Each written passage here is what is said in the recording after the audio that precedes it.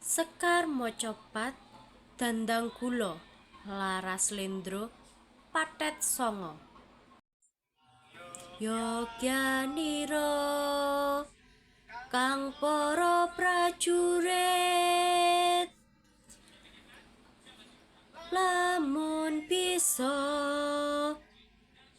samya anulada kadya nguni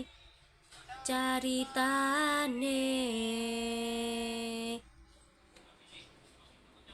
andalira Sang Prabu Sasrabahu ing Maespati